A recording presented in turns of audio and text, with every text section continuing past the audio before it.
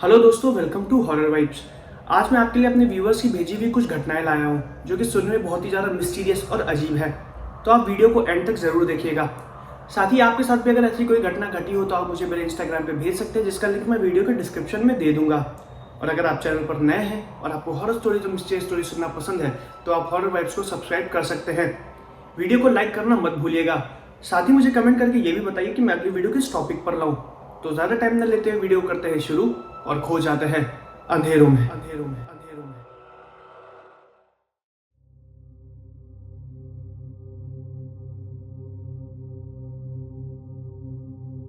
ये पहली घटना जो मैं आपको बताने वाला हूँ, सुनने में ये घटना बहुत ही ज़्यादा अजीब है और मिस्टीरियस भी।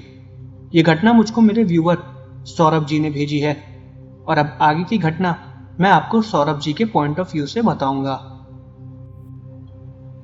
मेरा नाम सौरभ है और मैं बिहार का रहने वाला हूँ।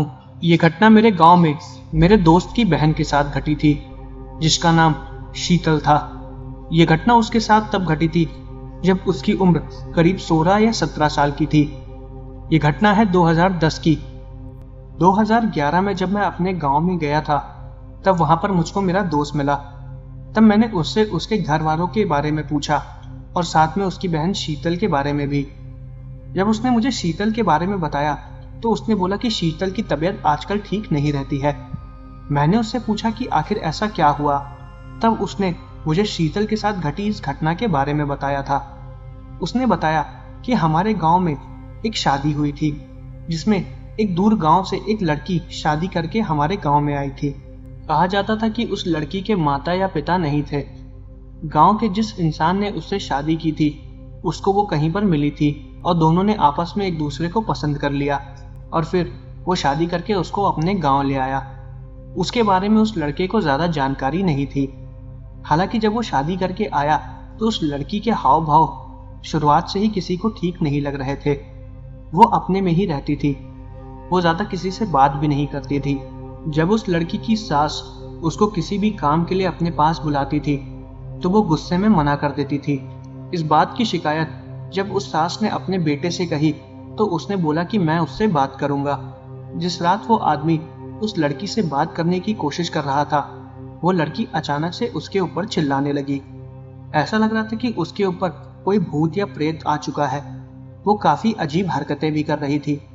शुरुआत में ये सब उसका एक ढोंग लगा, लेकिन जब उसने ये हरकतें लगातार 3-4 दिन तक करना शुरू कर दिया तो सबको इस बात में विश्वास होने लगा कि उसके ऊपर कोई चुड़ैल या भूत हावी हो गई है। जब सबको इसके बारे में पता चला तो उनके गांव वालों ने गांव के ही एक ओझा को बुलाया और उस ओझा को उस लड़की को दिखाया। जब ओझा ने उस लड़की को देखा तो उसने बताया कि इसको किसी भी तरह की भूत प्रेत की कोई भी शिकायत नहीं है, आप सब बेवजह शक कर रहे हैं। ये बात फिर धीरे धीरे शांत हो गई और सब फिर धीरे धीरे इसके बारे में भूल गए। वो लड़की भी फिर अपने घर में नॉर्मल रहने लगी। करीब 1 महीने बाद उसका ये बर्ताव दोबारा चालू हो गया। फिर उस पे लोगों ने ध्यान देना बंद कर दिया। वो अक्सर रात के अंधेरे में घर से बाहर निकल के गांव के पीछे वाले जंगल की तरफ जाया करती थी। वहां पर वो क्यों जाती थी इस बात का किसी को कुछ भी पता नहीं था। कई बार गांव की महिलाओं ने उसको जंगल की तरफ जाते हुए देखा था, लेकिन किसी को भी पता नहीं था कि वो वहां पर आखिर क्या करने जाती है।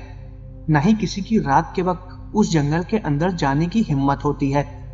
वो जंगल काफी ज्यादा बड़ा, खतरनाक और भयानक था।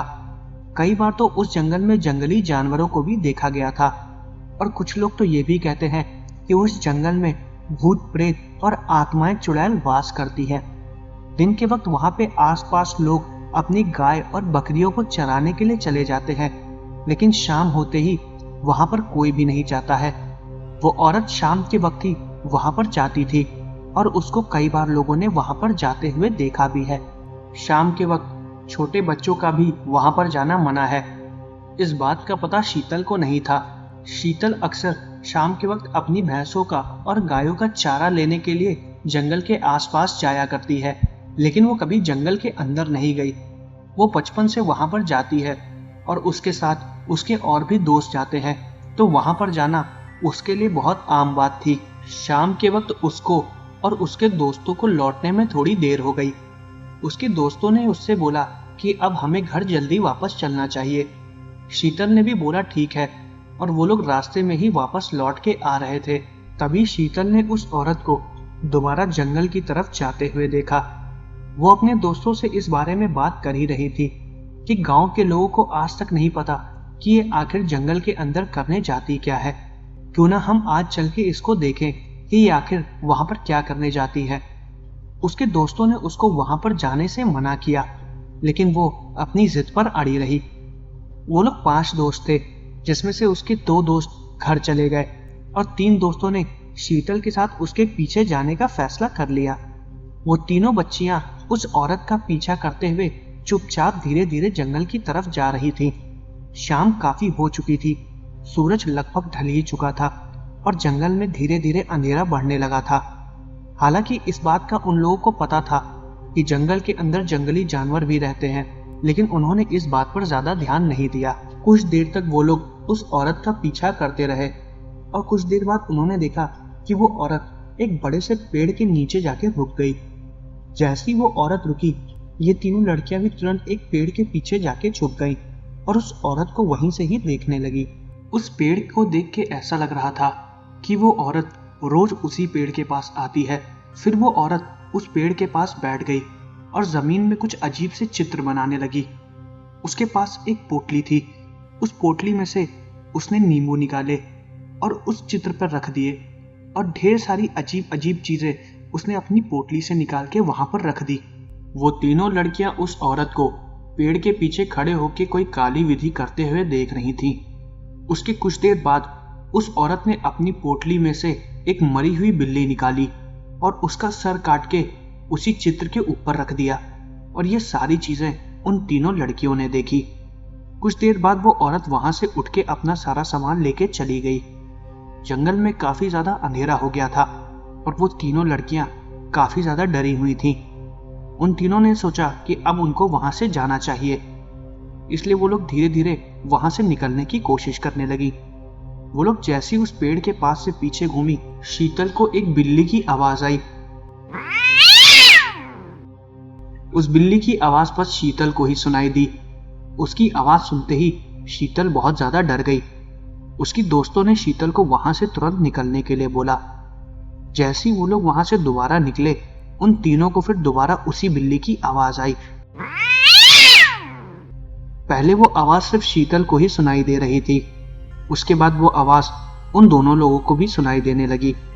वो लोग जैसे ही पीछे की तरफ घूमी, उन्होंने देखा कि जिस बिल्ली का सर काट के उस औरत ने वहां पर रखा था, उसकी आंखें अपने आप खुल गई हैं और उसका शरीर भी हिल रहा है और उस बिल्ली का कटा हुआ सर अपने आप आवाज कर रहा है।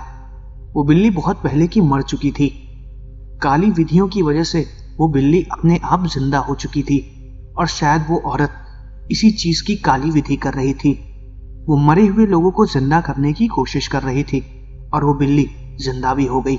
ये चीजें जैसी उन तीनों बच्चियों ने देखी, उन्होंने वहां से बाहर भागने की कोशिश की। वो तीनों लोग जंगल से बाहर निकल रही थी, तभी उन तीनों के सामने वो पागल औरत दोबारा आ गई। किसी तरह वो 2 लड़कियां वहां से भाग के निकल गई, लेकिन शीतल को उसने पकड़ लिया। वो औरत शीतल को पकड़ के उसी जगह ले जा रही थी जहां पर उसने वो काली विधि की थी। शीतल ने देखा कि उस मरी हुई बिल्ली का सर अभी भी हिल रहा है और उसकी आंखें अपने आप खुल रही हैं और बंद हो रही हैं और उसका शरीर भी अपने आप हिल रहा है। ये चीज देखते ही वो बहुत ज्यादा घबरा गई।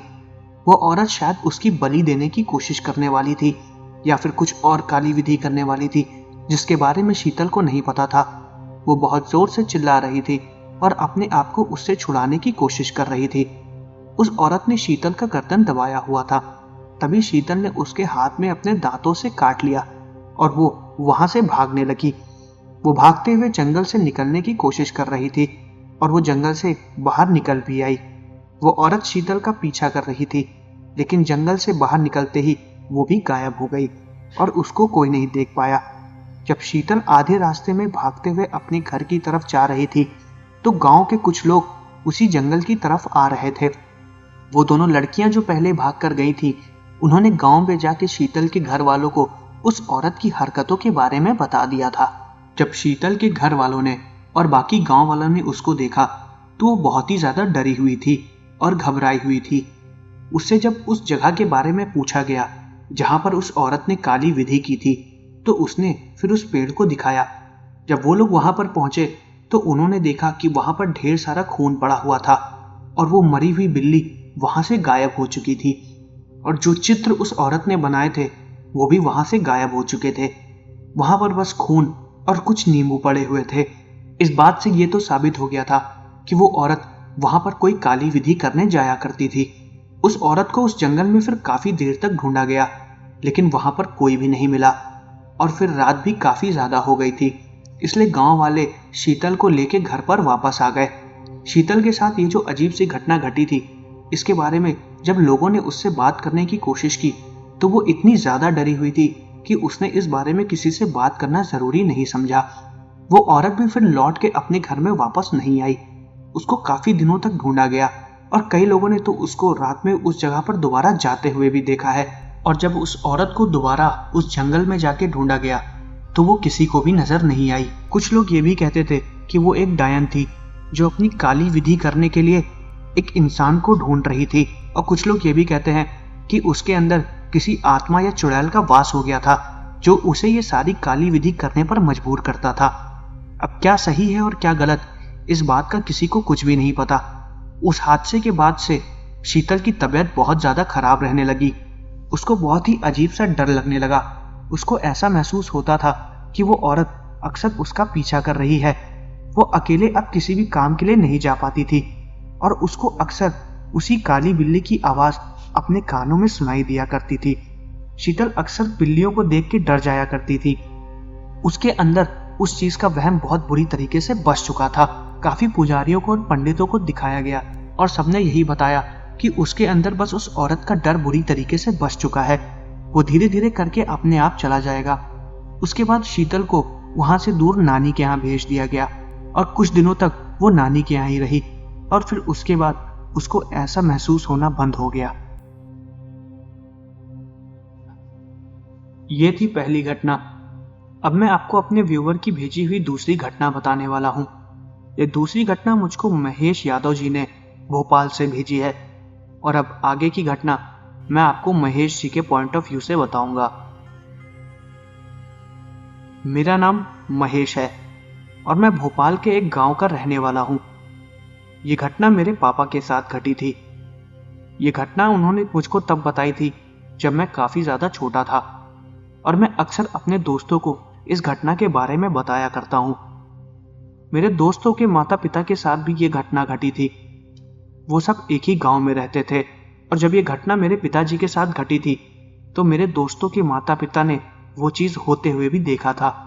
पापा ने मुझको बताया था कि जब उनकी शादी हुई थी उसके कुछ साल बाद गांव में अचानक से कहीं से एक पागल औरत आ गई। वो औरत 2-3 गांव छोड़ के ही रहती थी और वो फिर कुछ दिनों के लिए हमारे गांव में ही आ गई। वो हमारे गांव के रोड पर ही खेला करती थी और इधर उधर भागा करती थी। वो कभी कभी रास्ते में पत्थर उठा के आने जाने वाले लोगों को मार दिया करती थी। उससे बहुत लोग परेशान भी हो चुके थे। कई बार उसको गांव से बाहर निकालने की कोशिश भी की गई लेकिन वो दोबारा घूम के गांव के अंदर ही चली आया करती थी। अक्सर हमारे गांव के खेतों में जब गन्ने की कटाई होती थी तो उन गन्ने की कटाई के बाद उनकी पत्तियों को खेत में ही छोड़ दिया जाता था जो कि धूप में सूख जाती थी और फिर उसके बाद उनको जला दिया जाता था। ये विधि हर साल हमारे गांव में हुआ करती थी। इस बार भी सारी पत्तियों को जलाने के लिए खेत में आग लगाई गई। वो किसका खेत था इस बारे में मुझको तो नहीं याद है लेकिन उस खेत में वो औरत भी थी। इस बात का किसी को पता नहीं था। जब खेत में पड़ी हुई पत्तियों को जलाया गया तो वो औरत भी उसी में ही जल गई और इस बात का जब सबको पता चला तो सारे गांव वाले एक साथ इकट्ठा हो गए। उस औरत को बचाने की बहुत कोशिश की गई। कुछ लोगों ने उसके ऊपर पानी डाला और कुछ लोगों ने उसको पकड़ने की कोशिश भी की लेकिन जब तक उसको सब लोग बचा पाते वो मर चुकी थी। उसका शरीर आधा जल चुका था और उसका चेहरा देखने लायक भी नहीं था। इस बात का पता आधे गांव वालों को चल चुका था। किसी को भी उस औरत के बारे में नहीं पता था। उस औरत का कोई भी परिवार वाला नहीं था, इसलिए सब लोगों ने मिलके उस औरत के शरीर को जंगल के पीछे वाले हिस्से में दफना दिया। और इस बात का पता ज्यादातर गांव वालों को चल चुका था, लेकिन मेरे पिताजी को इस बात का कुछ भी पता नहीं था, क्योंकि जिस दिन यह हादसा हुआ था वो कहीं बाहर गए हुए थे और वो रात में ही लौटने वाले थे। उस दिन जब रात में पिताजी अपने काम से वापस लौटे और घर पे वो पहुंचे तो उनको उस हादसे के बारे में बताया गया। यह हादसा जब मेरे पिताजी को पता चला तो वो काफी ज्यादा हैरान हो गए थे। वो उसी चीज के बारे में अपने दोस्तों से 2-3 दिन तक चर्चा करने लगे और काफी उस चीज के बारे में बात करने लगे। इस बात को 1 महीना बीत चुका था और उस औरत को आधे लोग तो भूल भी चुके थे। ये घटना मेरे पिताजी के साथ 1980 के करीब घटी थी। पापा ने मुझको बताया था कि एक बार वो रात में किसी काम से दोबारा लौट रहे थे। उनको लौटने में काफी ज्यादा देर हो गई थी। उस वक्त रात के करीब 12 या 12:30 बज रहे थे। गांव में अक्सर रात में 8-9 बजे तक लोग सो जाते हैं। हालांकि अब हमारे गांव में सोते हुए काफी देर हो जाती है, लेकिन उस वक्त लाइट की व्यवस्था भी ठीक से नहीं थी और अंधेरा भी बहुत ज्यादा जल्दी हो जाता था। 8-8:30 बजे के बाद तो कोई अपने घर से बाहर भी नहीं निकलता था। पापा उसी वक्त रात में लौट रहे थे। उस वक्त ठंड बहुत ज्यादा पड़ रही थी और कोहरा काफी ज्यादा हो गया था। पापा को कुछ भी ठीक से दिखाई नहीं दे रहा था। उनके पास उस वक्त एक टॉर्च थी जिसको देखते हुए वो धीरे धीरे आगे बढ़ रहे थे। उनके पास साइकिल थी, वो साइकिल से ही आगे आ रहे थे। वैसे उनको रात में दादाजी ने देर से आने के लिए मना किया था।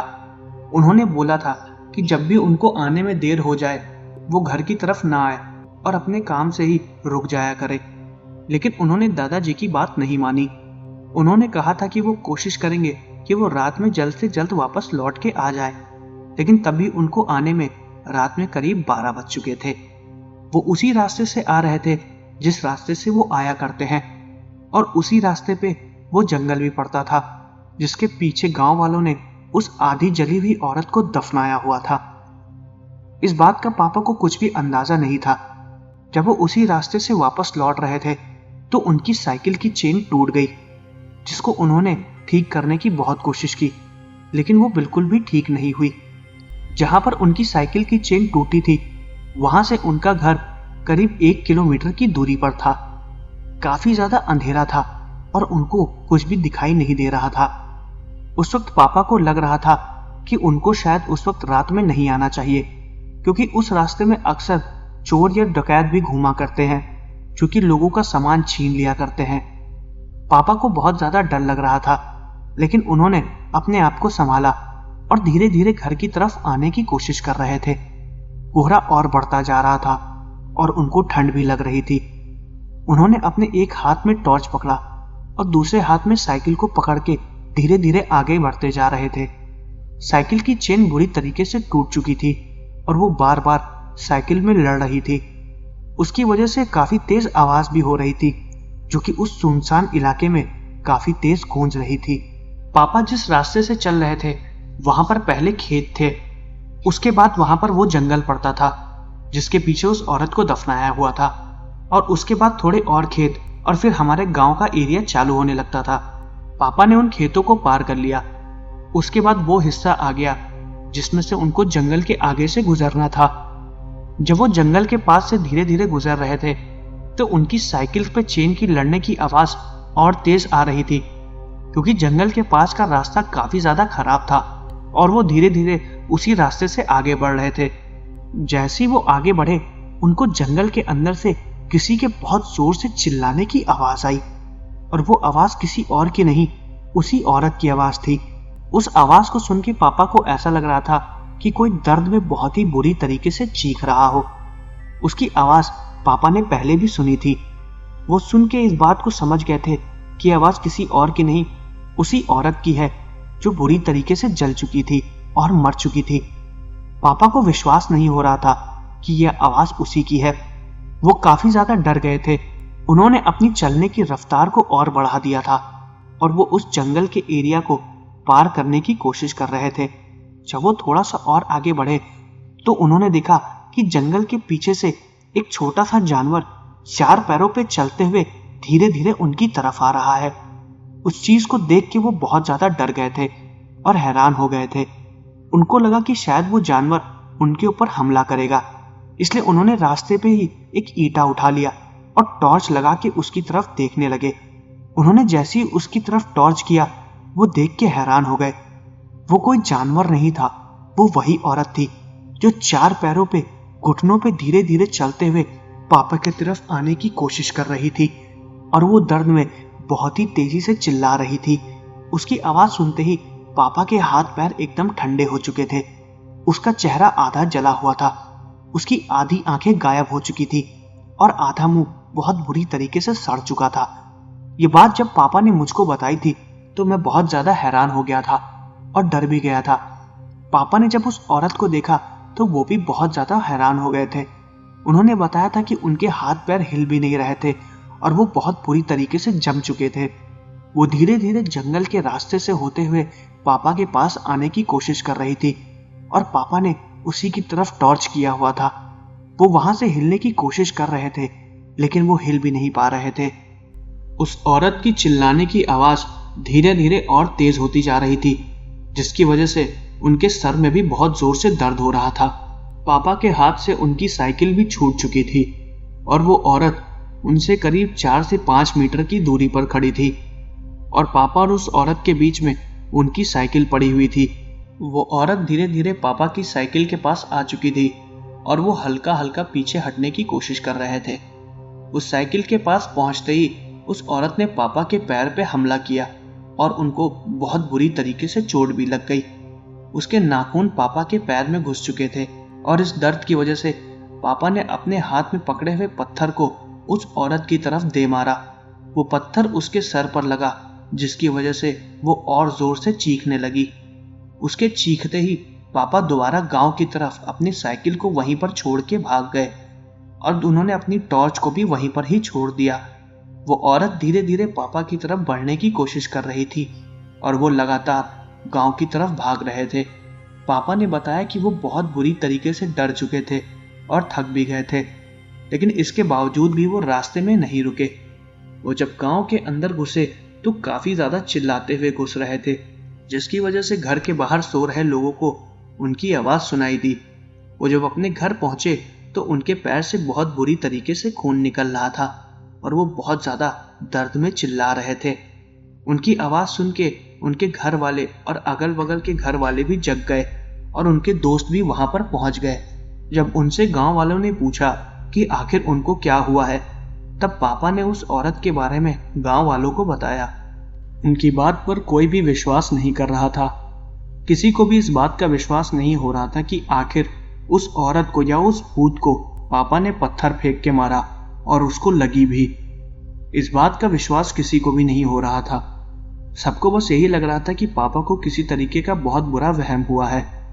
उनके पैर से लगातार खून निकल रहा था। कुछ देर बाद सब लोग उनके पैर पे मरहम पट्टी करने लगे और पापा की तबीयत बहुत बुरी तरीके से खराब हो गई थी। इस घटना के बाद पापा को काफी दिनों तक बुखार रहा और उनको काफी दिनों तक ऐसा महसूस होता रहा कि वो औरत उनके करीब है और उनको मारने की कोशिश कर रही है। सबको पहले ये बात एक अफवाह लग रही थी, फिर पापा के दोस्तों के साथ और गांव में अन्य बुजुर्गों के साथ भी वो घटना घटी। उन्होंने भी उस औरत को आते जाते देखा और सबको ये भी विश्वास हो गया कि उस औरत की आत्मा भटक रही है।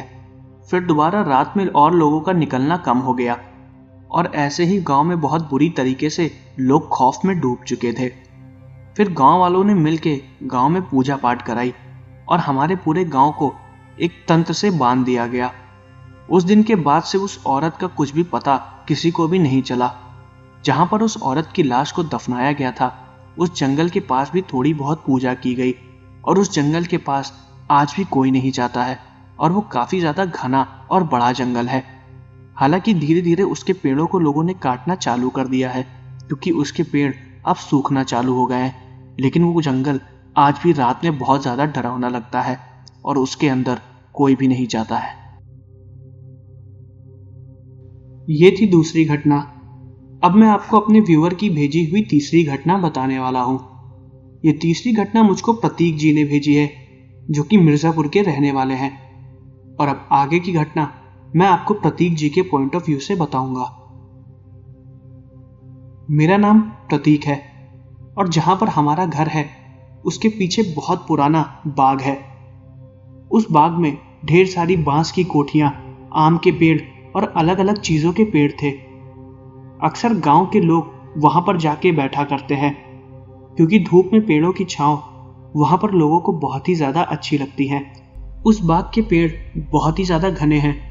वो कितना पुराना है मुझको ये भी नहीं पता। मुझे इतना पता है कि मैं बचपन से उस बाग को देखता चला आ रहा हूं। सब लोग वहां पर जाते हैं और अपनी जरूरत के हिसाब से वहां से लकड़ियां भी लेकर आते हैं जो कि पेड़ से सूख के टूट के नीचे गिर जाती हैं। ठंड के वक्त अक्सर लोग उस बाग में जाके लकड़ियां जलाने के लिए ले आते हैं। वो काफी घना बाग था। ऐसे ही एक बार मेरे दादाजी भी वहां पर लकड़ियां बीनने गए थे। ये घटना मेरे दादाजी ने मुझको बताई थी और उन्हीं के साथ ये घटना घटी थी। ये घटना सुनने में आपको काफी ज्यादा अजीब लगेगी क्योंकि जब दादाजी ने मुझे इस घटना के बारे में बताया था तो मैं भी उन पर विश्वास नहीं कर रहा था। मेरे दादाजी ने बताया कि जब उनकी उम्र करीब 25 या 26 साल की थी तब उनके साथ ये घटना घटी थी। उस बाग में काफी पेड़ सूख रहे थे जिनको सब लोग एक एक करके काट के ले जा रहे थे। ऐसे ही दादाजी को भी एक इमली का पेड़ दिखा जो कि लगभग सूख ही चुका था। तो उन्होंने सोचा कि क्यों ना उसको काट के वो अपने घर ले जाए। सर्दी का टाइम था और काफी ज्यादा कोहरा था। ये घटना किस साल की है ये तो मुझको पता नहीं, लेकिन मुझे इतना जरूर पता है कि जब ये घटना दादाजी के साथ घटी तो उनकी उम्र करीब 25 से 26 साल की थी। दादाजी ने अपने दोस्तों से भी चलने के लिए बोला, लेकिन उनके दोस्तों ने उस वक्त चलने से मना कर दिया। वो सुबह का टाइम था। दादाजी पेड़ को काटने के लिए उस बाग में चले गए। दिन के वक्त वो बाग और भी ज्यादा ठंडा रहता है और वहां पर कोहरे की वजह से ठीक से कुछ दिखाई भी नहीं देता है। जब दिन में दादाजी वहां पर गए तो वहां पर बहुत ही ज्यादा शांति थी और कोहरे की वजह से लकड़ियां भी बहुत ज्यादा गीली हो गई थी और वो पेड़ भी बहुत ज्यादा गीला हो गया था। तो उस पेड़ पर आराम से चढ़ के लकड़ियों को काटना उनके लिए बहुत ही ज्यादा मुश्किल था। हालांकि वो इमली का पेड़ बहुत ही ज्यादा बड़ा था। वो कितना पुराना पेड़ था इस बात का पता किसी को भी नहीं था। उस पेड़ को काटने के लिए दादाजी अपने साथ एक कुल्हाड़ी लेकर गए और अपने साथ एक रस्सी भी लेकर गए थे जिससे वो लकड़ियों के टुकड़ों को बांध के घर लाने वाले थे। वो कुछ देर तक रुके लेकिन लकड़ियां ज्यादा गीली होने की वजह से वो पेड़ पर ढंग से चढ़ नहीं पाए। इसलिए उन्होंने सोचा कि जब तक पेड़ थोड़ा बहुत सूख नहीं जाता है वो पेड़ के ऊपर नहीं चढ़ेंगे। उन्होंने कुछ देर तक इंतजार किया और फिर जब हल्का फुल्का सूरज दिखाई देने लगा तब उन्होंने पेड़ पर चढ़ने की सोची। उन्होंने पेड़ की पतली शाखाओं को ढंग से काट दिया था और नीचे गिरा दिया था।